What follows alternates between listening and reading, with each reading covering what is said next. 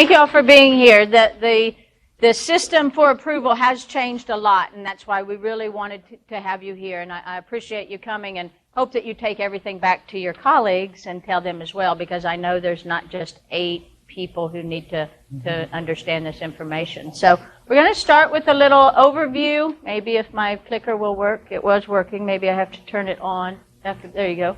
A little overview of where we've come with distributed learning, and Steve will take you through a few slides on that. I think it's good to have a good background. I was thinking this morning what a great year 1969 was for music and entertainment, and Led Zeppelin released their first album in 1969. 500,000 people gathered in New York for a music and entertainment festival. Of course, the landing on the moon with Armstrong and Aldrin walking on the moon for the first time. Human beings doing that. One more interesting tidbit, though, if you've heard of ARPA, the Advanced Research Projects Agency, it actually went online in 1969 between 4 universities. This would go on to help these universities design and support education and research, and ultimately became the foundation upon which the internet is built today. And it was a great year for distributed learning at the University of South Carolina. We launched our first distributed learning program. It was with the professional MBA, professional MBA program in the School of Business. And then the following year, 1970, the Apogee program, a graduate program of graduate engineering education. Started in 1970. Since then, as background on those, we leveraged statewide partners, mostly through educational television and South Carolina public schools, public libraries, and by 2008 we had a robust digital satellite delivery network of about 1,200 receive sites at all the public schools and libraries and many businesses.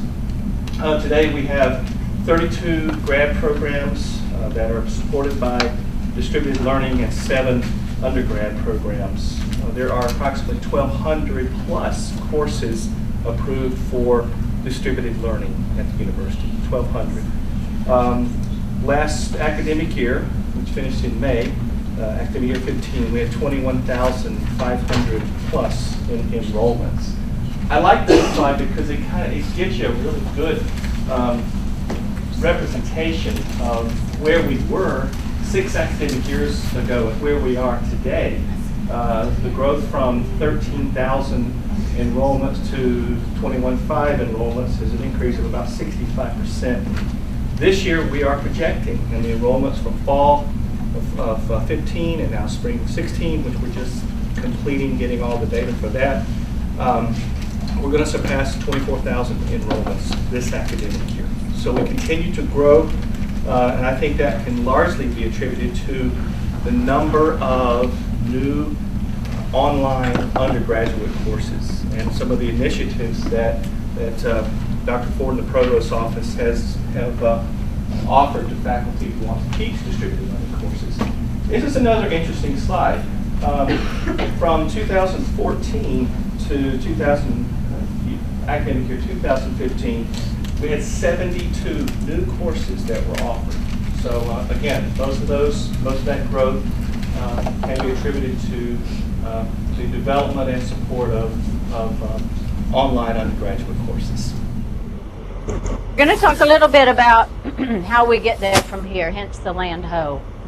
In your handouts, there's a checklist. I'll steal yours, Steve, because it looks like this. And that is the checklist that the Instructional Development Committee uses to assess the syllabi that come to us. So it's a really, really good piece of information to have, and I'll go through a lot of those components. But basically, the Faculty Committee on Instructional Development is now called the InDepth Committee. It used to be called the Faculty Committee on Instructional Development, FCID, and a lot of people were going, FCID, FDIC, is that a banking term? I don't know what that is. So we became the InDev Committee. And most recently at the Faculty Senate, this was our charge that was approved. So we review distributed learning course proposals for compliance with practices benchmark as defined by the university and accrediting bodies. The committee shall recommend compliant distributed for approval. Okay, so that is our job, to make sure that the syllabi meet best practices. They have everything in it that folks can understand them. Everything makes sense. It's a large committee. Right now, I think we have about 15, 16 people on the committee, so they're really being looked at by a variety of people in a variety of disciplines. And we have a lot of good talk during these meetings and share a lot of best practices and look carefully at the syllabi. So the course approval process, obviously it has to go through your college, however your college does it. And then it comes to the Instructional Development Committee if it is one that is going to be taught online. And then it may or may not go to the courses and curriculum, and we will talk about that. And please ask questions as we go through. Yes, ma'am. Sorry, I'm on camera. So just, I'm totally backwards now. I'm going to start reading backwards. But the criteria for is your course a distributed learning course? The distributed learning, it could be you have an existing course and all you're going to do is now change it to a distributive learning course. Or you have a brand new course and it's going to be offered through distributive learning. Okay? Either one of those. You have an existing course and you're changing it to distributive learning, or it's a brand new course and it's going to be distributive learning. Okay.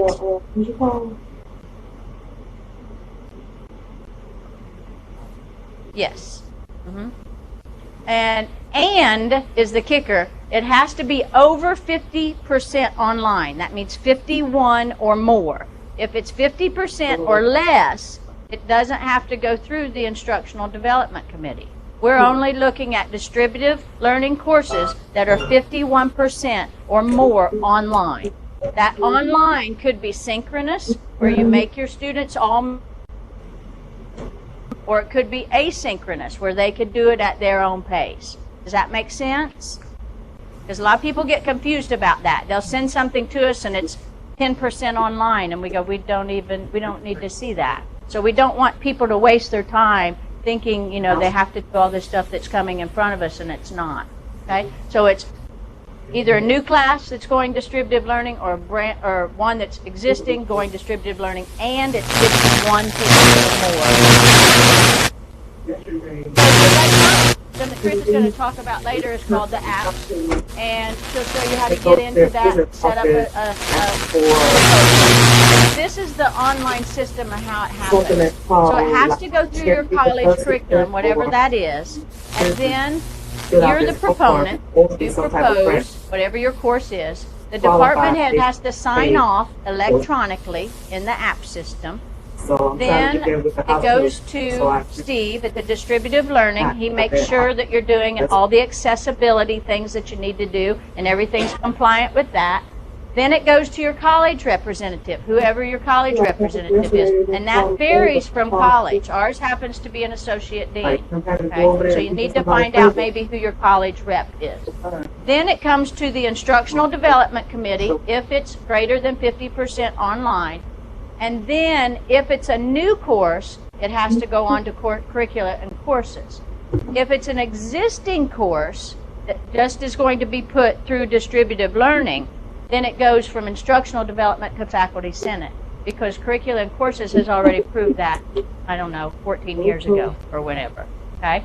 So it could go through all of these steps, or it skips this one if it's not a new course. That being said, that's a lot of steps, okay? So you've got to plan early, kind of like voting, early and often.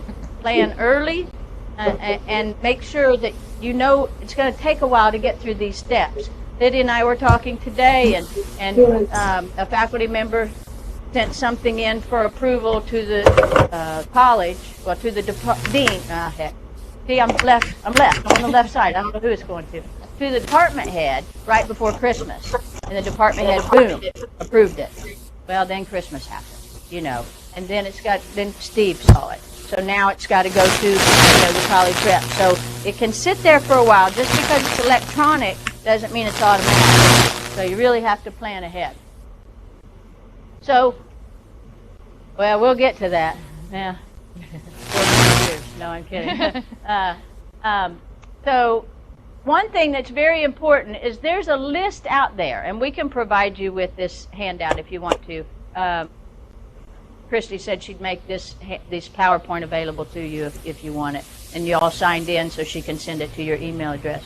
But this link is set up by Chris's office, and it has a list of all the courses that have already been approved for distributive learning, okay?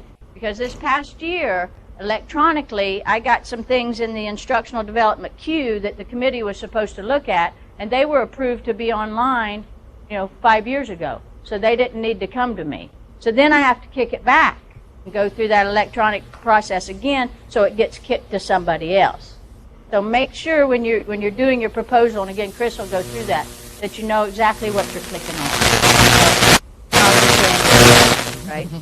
So it's a what-if scenario.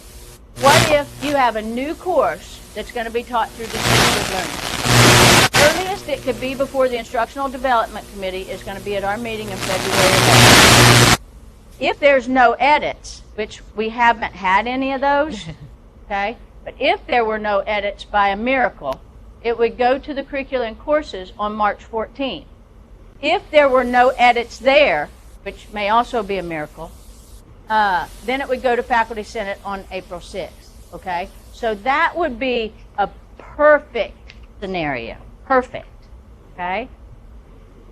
So if we look at the deadline or the dates, and you'll find these online, the Instructional Development Committee is going to meet January 21st, but the deadline to have something before then was at January 11th. So anytime you see something in parentheses, courses and curriculum are going to meet on January 18th, but the deadline was January 8th. So we've missed all those deadlines already. Faculty Senate's February 3rd, but the deadline's January 25th. Well, you can't get through any of those before the 25th, so pretty much unless you did something last semester, you've already missed all those first deadlines. You see what I'm saying? See what the tool set offers. We did fall, but this is just for right now. Yeah, we did fall. Now we're going on. So if you have something through all of those automatic checks through the electronic system, if you get all of that done and it gets to instructional development, the first it could get by February 1st, then we'll look at it February 11th. So then if it's here February 11th, the first deadline we can meet is this for courses and curricula, because we've missed that one. See what I'm saying? Then if it goes perfect here, March, it could get here if there's no changes. If there are changes, something gets backed up, and you don't get to Faculty Senate till here, that's your last one. If you miss this deadline, you have to wait till next fall. There's no meetings in July and things like that, okay? So that's why it's very important to look at those dates and make sure you've got everything in order. So, because that's the big one. Even if you get it to us on here, our last meeting, by March 14th, we could possibly meet this one, and we could possibly meet this one. Possibly. So my point is just don't procrastinate and try to get everything done. Does that make sense? See all those dates kind of intertwine and somewhat fall in line with each other. Okay? So that's how long it takes. However many edits you have to make, how many times it has to go back. We have to kick it. We can kick it back to the proponent, and then you make edits, and then it's got to go back to your dean, and then it's got to go back to Steve, and then it's got to go back to your college rep, and then it's got to come back to me, so we can electronically click after you've made those edits. See my heart?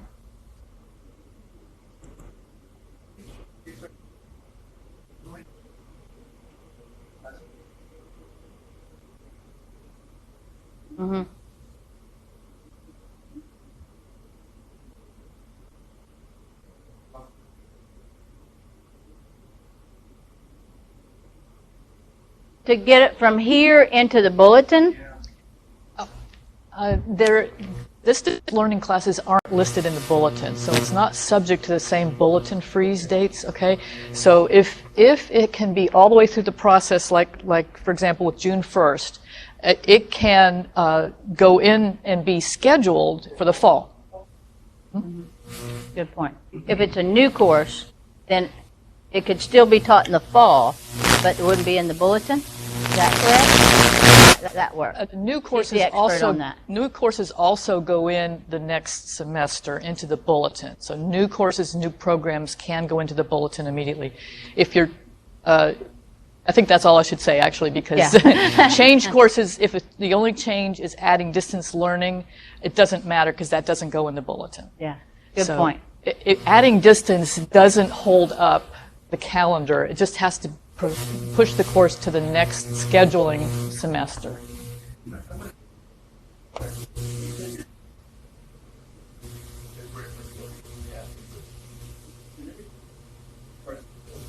Well, what happens is the proponent supposedly puts it in the system. And here's another issue. There have been faculty members who have decided they don't want to mess with the system. So they have an admin put in the stuff. Well, then when it comes down to me and there are edits, I kick it back to the proponent. Well, the proponent's whoever put it in.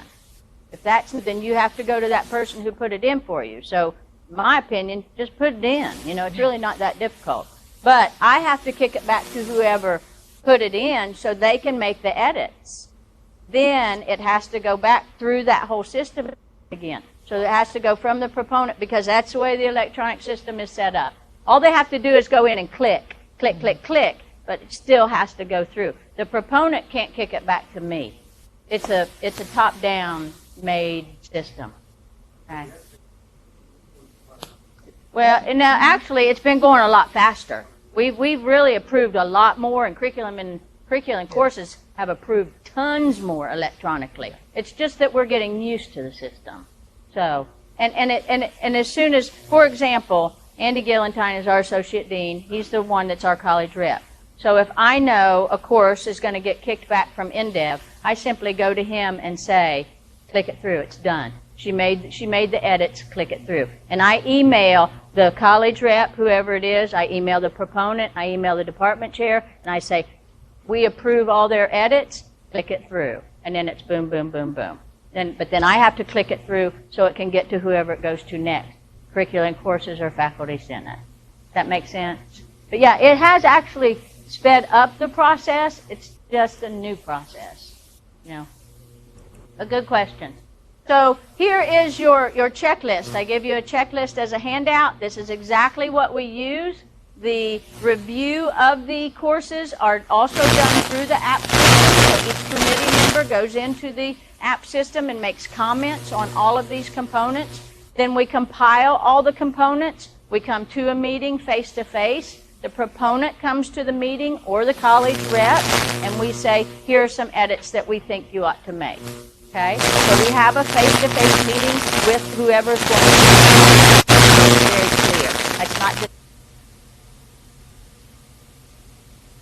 we're very specific about the detail that we give them back. So that's very important. Share that with everybody in your college. Look at it as you make your syllabi, and if you have any questions about it, you can always email me. So just to quickly go through those components, you obviously have to have your course designator, the number, the title. If it's Carolina Core, you have to say what Carolina Core designator is appropriate for your course. You have to have the academic bulletin verbatim, even if you don't like it, okay? Some of the academic bulletin wording are very vague, so we kind of make up our own in our syllabi. And that's fine if you have an additional course description, but you have to have the academic bulletin description that comes out of the undergraduate or graduate bulletin. You can just go copy and paste. That gets us through accreditation. We don't have to worry about any of that other stuff. So if you want to have academic bulletin, add your own course description that kind of elaborates on what you're going to do, that's fine. Your learning outcomes must be measurable. We still work with faculty every day explaining what measurable learning outcomes means. Don't use the word understand or appreciate. because I don't know how you're going to measure that they understand, and I don't know how you're going to measure that they appreciate. Those are some of the things that kicked back immediately, if your learning outcomes are not. And Bloom's taxonomy, there's a link in the checklist. Bloom's taxonomy has, I don't know, this is a large exaggeration, 40 million different terms you can use that are measurable. So that's very important. If, as you're going to do, like Dean Mahalik said, you're going to teach a face-to-face course, but you're also going to teach it online, there has to be a statement that the learning outcomes are the same for both courses. The learning outcomes should not change just because it's distributive learning. They're the same learning outcomes no matter how you teach it. So you need a statement. Need citations. Most people prefer in APA-style format, because we are who we are, on your syllabus for all readings, and make sure that they comply to all copyright and fair use policies. If you don't know if they comply to copyright and fair use policies, then speak with someone in the library. They have experts on that. A clear grading policy. We get a lot of confusion a lot of times on syllabi when they'll have like 90% is an A and 80% is a B, but then all of their assignments are in points. So that's confusing to students. They're like, am I on points? Am I on percentages? What am I on? You know what I mean? So make sure you have points or percentages, or you explain how they work together. 800 points is 80% or whatever. And you have to have A through F. I think I'm saying this correctly. But some people put ABC, and that's it. Like, no, A, B, C, D, E. No E. A, B, C, D, F. Okay, so make sure that's clear. Major assignments and activities fully described, not just you'll have quizzes and tests and a paper. They have to have some explanation. Are the quizzes from the readings, or the quizzes from the lectures, are the quizzes multiple choice, true, false, open book? What are the quizzes? What are the assignments? If I have to write a paper, what's the paper supposed to consist of? You'll always want to refer to rubrics. You don't necessarily, I do, but you don't have to necessarily put all your rubrics in your syllabus, but you have to at least say that a rubric will be provided with further detail, or be provided on Blackboard, or wherever you put your rubrics, okay? It's all about clarity, okay? The assignments have to correspond to the learning outcomes. We'll get a learning outcome that says the students will be able to list whatever, whatever. And then there's no assignment that ever makes them do anything like that. Okay? So you want to make sure that your activities support your learning outcomes and it corresponds to your grading policy. So it's really good if you can describe the assignment, say how many points it is, make sure it connects to the grading, make sure that it has a rubric someplace, or at least you refer to a rubric, and everything's connected. Some people even next to assignments, I do, in my rubrics, I put the learning outcomes in the rubric. So this assignment goes with these learning outcomes, and here's what you have to do, and here's how many points it's worth. Mm-hmm. Sure. Mm-hmm.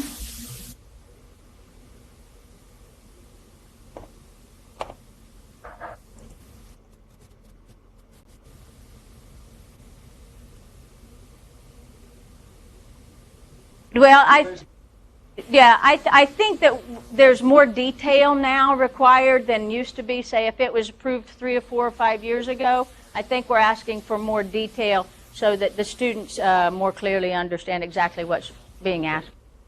Yeah. But the learning outcomes should be no-brainer. If it's a 500, 600 level course, undergrads or graduates could take that course, so you have to have a separate requirement for the graduate students, and not just an extra test, something substantial, okay? And then with that, you have to have separate grading scales, because they're going to have something extra, okay? Even if you don't know if you put out a 500 level class, you don't know who's going to sign up for it. You think it might be all undergraduates that sign up for it, and maybe all undergraduates do sign up for it, but you still have to have that just in case. Mm-hmm. Mm-hmm.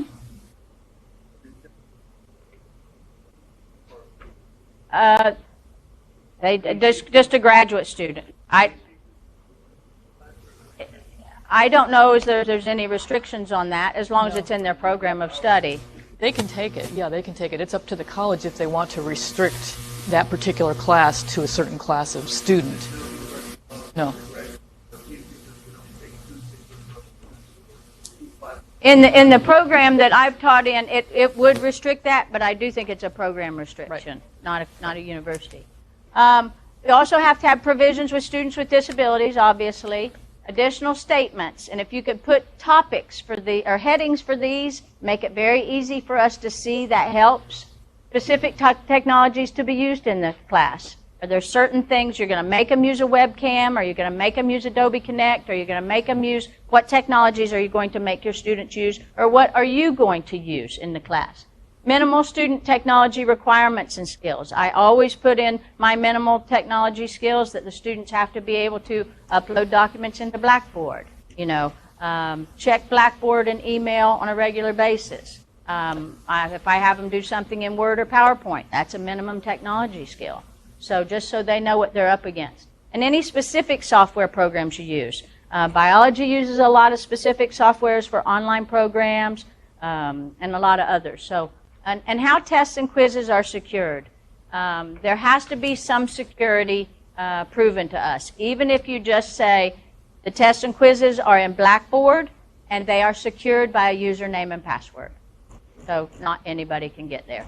I know distributed learning is working on some other security for tests and quizzes. So, but you have to let us know. They're not just out there. Obviously, the university academic integrity policy, but don't just put the policy and the link. Also put what will happen if they break that policy. What's the consequence if they violate the academic integrity? Are they going to flunk the class? Are they going to flunk that assignment? Are they going to be sent to Office of Academic Integrity? What's the result of the violation? And then, yes.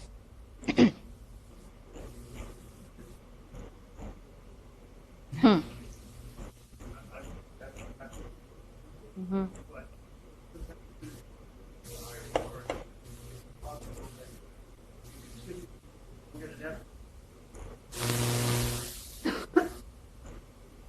I've never had that happen.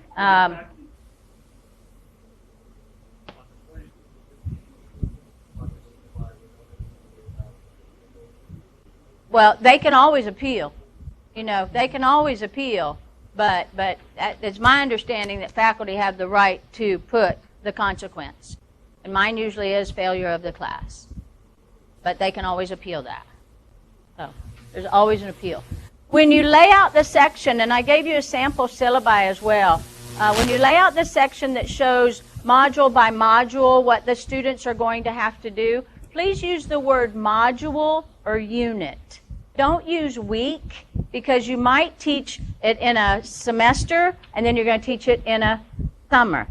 So you're not going to have 14 weeks in a summer, okay? So use module or unit. That way, if you have 14 modules, because there's 14 weeks plus the final exam. There's not 15 weeks, there's not 16 weeks, there's not 20 weeks in a semester. There's 14 weeks and a final exam week, okay? That's the way courses and curricula look at it. That's the way we look at it. 14 weeks. So if you have 14 modules and then you teach it in the summer in a 6 week, well, then they do 2 modules a week or 3 modules a week or whatever. So you don't have to change that much. It's to your benefit as well. But you have to have a tally of learning minutes with the activities. And there's an example there. And please make sure that those are realistic. We have people that will say a student has to do this reading and it's going to take an hour and a half. And it's a 2-page document. We're like, no, I don't think it's going to take them an hour and a half. Okay? Just make them realistic. Whatever you think the average student would take to read that assignment or do that assignment or take that test or take that quiz. But you have to have minutes assigned to that. And you have to have justification. Why should it be offered distributed learning? And then you have to have identification for student to instructor, S2I, interaction, student to student interaction, and student to content interaction. And student to content interaction would be when they're reading assignments, they're viewing lectures, that kind of thing. How are they interacting with the content that they are learning? Student to instructor, maybe you have virtual office hours or email or telephone, or maybe you actually, heaven forbid, tell them to come to your office. You can still do that with distributed learning courses. Student to student interaction could be discussion board, group projects, peer evaluations, peer reviews, anything like that. So in your justification, you have to describe each of these interactions. Mm-hmm. Yes. Mhm.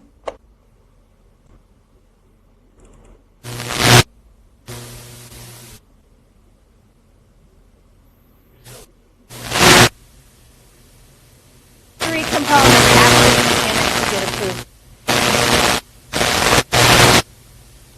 That being good learning. These are best practices. Okay. So if it's fully or primarily synchronous, you need those learning minutes that you're putting by activities. You need 2,100 learning minutes for a 3-credit-hour course. That does not include final exam. Final exam is outside the time limit. Okay? So that's 700 per credit hour. So if you had a 4-hour course, then it'd be 2,800. Okay? So that's why they break it down. If it's an asynchronous class where students do anything, anytime, anywhere, then it's 6,300 total learning minutes for a 3-hour course, 2,100 per credit hour. Okay? And we have to see that as you lay out, you see in that sample syllabus I gave you. You have to see a total of that. Now, if you have a 3-hour credit asynchronous class and you come up with, say, 8,000 learning minutes, we're going to go, maybe that's too much work for that class. Maybe that should be a 4-hour class. So kind of stay, close, but you need at least that many. Okay? So your learning minutes need to be based on the time you think it would take an average student to do this. It's an estimate, okay?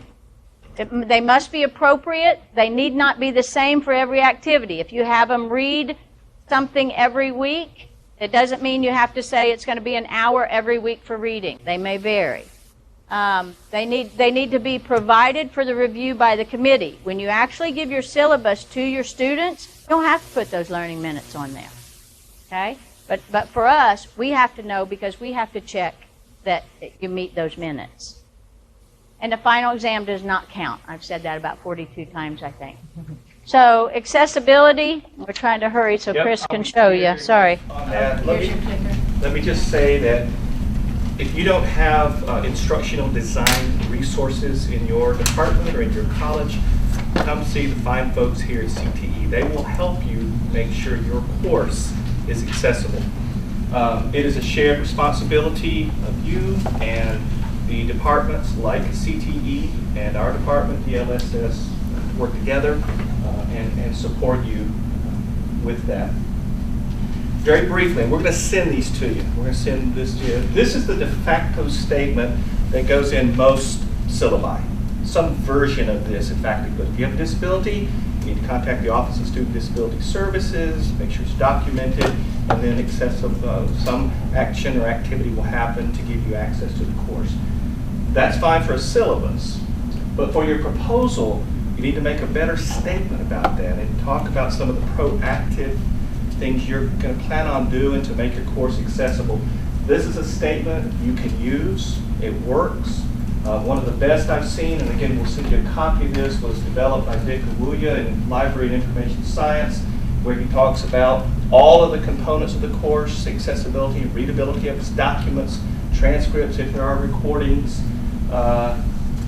communication to students on the first day of class, and it goes on with this. This is probably the very, very best one I've ever seen. And he has he's provided this to us, and you are welcome to use it or take this and modify it to meet your individual course needs. And then very quickly regarding integrity, and just to echo some of the things that Tina was hitting on, integrity and assessment, consider adopting the Carolinian Creed for your students. Of course, take advantage of the security tools in Blackboard when securing your tests. We have signed a contract with a company called Software Secure. They do online proctoring. We're kind of in the middle of a situation where right now we have to make it optional for students. They can come here and be proctored if they want, or go to a proctoring center of their choice if they have a library or a school or a church or a remote organization, anywhere they are. We will help certify those proctors. But it has to, using Software Secure really right now has to be online, optional for students. And the reason is it's going to have to go before the board, be approved. That will happen. We're recommending that happen this spring, and would take effect with the new budget year that the board would approve. So the cost is $15 per test per student. So it's very reasonable if the student wants the convenience of using an online proctoring company. They validate them.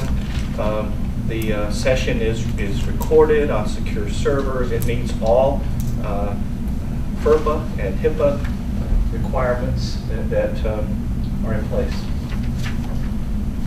Again, it goes without saying, leverage the support services that are available to you. You asked about scheduling and deadlines for that in January. The registrar's office has given us clearance to add courses at any time. So we can go in, I mean, we'll be scheduling distributed learning courses. I know some will come in July and August, courses that are already approved. So if you miss this January deadline, and there's still hope to get your course in the master schedule for fall, summer or fall. All right. Okay. Okay. The app system. How many of you have dabbled in it already? Have used it for any purpose at all? Okay, good. Oh boy. So I won't be giving you a tutorial on how to use it. I'm just going to kind of skip to the parts that have to do with the distance learning approval. But what it is now is an entirely electronic submission of all curricular actions for program and courses. No more paper forms anymore. Those are all completely gone. The approval process, as Tina mentioned, is also completely electronic. It's completely automated. We have the proponent clicks submit. It automatically goes to the unit head for that particular proposal. And then when they click submit, it automatically goes to the proper, to distributed learning. Then after distributed learning, it automatically goes to the proper college. It's all hardwired ahead of time based on the designator that you assign for the course. So history will automatically go to the chair of history, to Steve, and then to Marianne Burns, who's the college rep for arts and sciences. And if anytime you need to know who your college rep is, I have a list of those. It may or may not be the same as your academic program liaison for your college also, but that's a safe bet. You can start with them. But contact me if you need to know. And this is the web address where you access the proposal. It's fairly easy to remember, sc.edu/program proposal. And when you log in, you'll be able to enter your network user ID and password. So you don't have to remember a separate password or ID or anything. How do I? Technically challenged. Yeah. Thank you. Okay, helpful hints with apps. I just wanted to give you a review of these, and then as we walk through a proposal, you'll see them. I'll refer to them again. Tutorials for apps are provided on the main page when you log in. So tutorial for a new course, or a course change, for a new program, and for a change of program. You'll be concerned only with the courses. And when you're in the system, the required information has a red asterisk next to it. So don't forget to enter something for all of those that have a red asterisk. The system will, however, stop you if you've missed one. So it's sort of dummy proof. If the only change, I'm going to say this now and then I'll show you in a minute. If the only change is adding distance delivery to an existing course with no other changes, you're not changing the course description or number of hours or anything like that, there is a box you should check, and this is important because that box will allow the proposal to skip over the C&C, the Curriculum and Courses Committee, and go straight to Faculty Senate. That will expedite the proposal, so remember that. And another helpful hint, wait to click Submit until you're absolutely sure you've got all the pieces in place, because once you've clicked Submit, you can't edit it again until somebody higher up sends it back to you, okay? Yes? I don't believe there is, actually. So that would be wise to keep an eye on that as well. Yes, Lydia. Sure.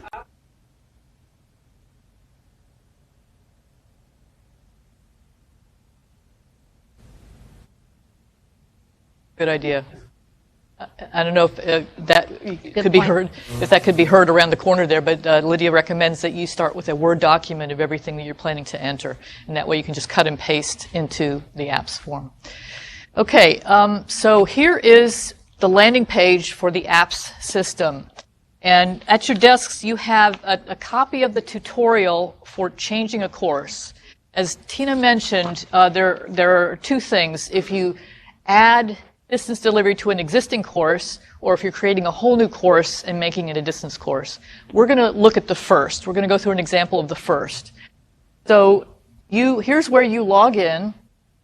Oh, let's see, I have to do this here. Yeah, that would be a good idea. Thank you. As Tina mentioned, you are a proponent. You're proposing some sort of something, a change to this course. Let me go in as me. Sure. Hope I remember my password. Okay. Now, disregard what's on the screen because you're not going to see this. When you go in, all the bottom part will be blank. But you want to click on Start New Proposal, which is in the upper right. And this is going to be a course action. So click on Course Action. There's a little instructions there if you need them. Okay. This will bring you to an initial screen where you have to enter basic information. And what you're entering on this screen here actually maps out the approval flow. So it's important that you put accurate information here. You are allowed to add additional users, as she mentioned before. If a professor is proposing this but has an admin come in and do it, you can add the admin yourself here. You just have to know what that prefix is before their mailbox email address. And we can help you with that if you have questions, okay? Then you have to choose the type of action you're doing. What we're going to do is change to an existing course because all you see below, the red bullets tell you if you want to add distance delivery to an existing course. So that's what we're going to do with this proposal here. Then you have to specify the level. We're going to talk about undergraduate level since that's what the Instructional Development Committee deals with. And then down below, let's pick history. You have all the designators of all courses that are already pre-hardwired into the system. And you have to select the course number. Select 4. Yes? You start with 1, and there is an option to add process. Not to begin with, right? Okay. So now what you have done here is you've mapped out the approval flow. It's going to go to the head of history. It's going to go to the College of Arts and Sciences. That comes up automatically because history is linked to arts and sciences. So we have all of the designators linked to the appropriate department or college. Okay. So if you click Save and Continue, this opens up a set of tabs. The contact information is what you just entered, the far left tab. And the course form, we have linked this now. We have linked this system. It's our own invention. It's the university's app system is not part of Banner, but we have linked it to Banner. So when you've entered History 455, it automatically pops up the title and the description, everything that exists for that course. So we've got that pre-populated, which is really helpful. So, yeah, and we're not going to be changing anything on this screen. This screen and the next 2 screens are supposed to show existing information already in Banner for the course. Now, unfortunately, the cross-listing piece isn't working right now. We're trying to clean that up. So what you need to worry about here is the Change Course tab. What you're going to do, you're adding distance delivery to this existing course. Okay? And this is the box that I told you about before. You're going to click this box, distance delivery only with no change to anything else in the course. That box is really important if you don't have any other changes to the course to make because it allows it to skip over curriculum courses. It expedites the process. And when you click that box, things pop up that are unique to those kinds of proposals. So you don't have to add as much information.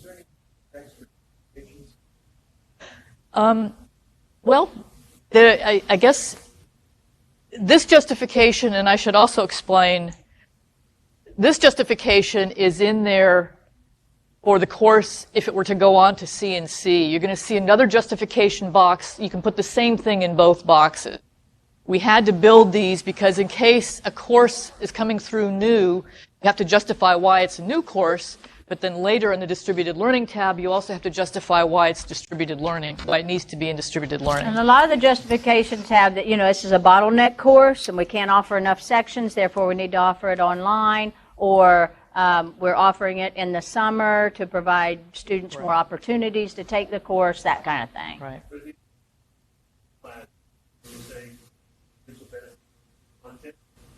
Right, or there's a demand. It doesn't have to be just 3 or 4 sentences, really. I mean, Thanks for coming. Thank you. Yeah. Sorry. Okay. And it depends on the discipline. Sometimes the field has changed. It's modernized. There's all kinds of reasons. So, okay. We don't really have time to get into the effective term and year, but go ahead and save and continue. Okay. Where are we now? Distributed learning. Yeah, this is a distributed learning tab. This is the other tab I wanted to focus on. The very basic question is, first of all, is it only offered face-to-face? And you're going to say no because you want to add distributed learning to it, right? And then when you say no, it will prompt you to pick how are you going to offer it in distributed learning, okay?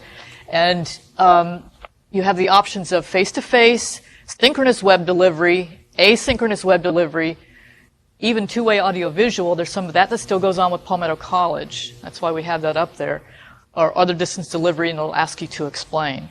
We're going to, for the sake of rapidity, we're going to pick asynchronous web delivery, okay? And then it will ask you the percentage of the course that's going to be asynchronous web delivery. And we're just going to say 100%, okay? And then you have the provisions in here that are part of the checklist. The student to instructor, student to student, and student to course content. You can type in this box here, okay? And there's some instructions down below that repeats basically what Tina was telling you before. And the checklist, you can link directly to the checklist from this site, okay? So we're asking you to, up front, to extract the interactions piece and put it right here in this box. For the committee reviewers, when the committee reviewers are looking at it, they can look at that right away, quickly. When you scroll down, and we've got to change the heading. The heading is still, this heading should say syllabus instead of asynchronous instruction. This is where the syllabus gets pasted in. So, the interaction provisions will also be in the syllabus, and your whole syllabus according to the checklist that Tina Cruz recommended, okay? And then here down below is the justification for the distance delivery of the proposal. Now, everybody's looking kind of puzzled. What questions do you have? Yes. No, you cannot attach a file. You cut and paste it into the box. The whole... The good thing about, like what Lydia said too, doing everything in Word, then when you do have edits, you go back to that document and just copy and paste again. Right. Yes, Yep. Absolutely, people do. And there are editing options, icons up above that allow you to edit once you've got it in the box, okay? The best thing to do would be, yes, thank you, that arrow there, when you paste from Word, use paste from Word, use that icon, and that will preserve your formatting, okay? And then save and continue, and this pops you to the what you're doing, you're making progress along the tabs automatically. This pops you to the very last, the form summary, which will show you everything you have. If you, click on expand all as she did, and you can expand all of the pieces. At that point, your syllabus will show up in this box. Right. You scroll back to the top again. And one thing that's not showing is okay, anyway.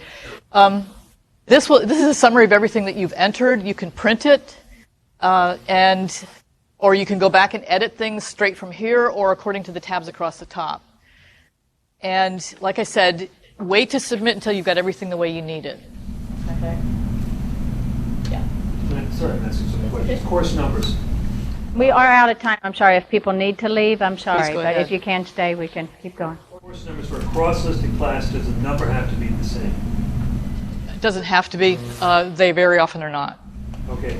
For course numbers, who sets them? Who picks them? Again, if I can just sit there, go look, well, we've got a gap at 492 or... Sure.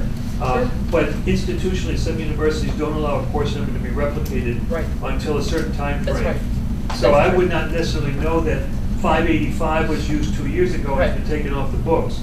The registrar's office has a list of all of those, and they're already on it. So they are going to be part of this process at the early stage, and they will stop it before it gets further if it's a restricted. So if you're using a course number that's been on and taken off, Right. Is it 3 years here? If it hasn't been, you can't use it for 3 years? They're trying to make it 7 years. I don't know if that's possible. Yeah, yeah.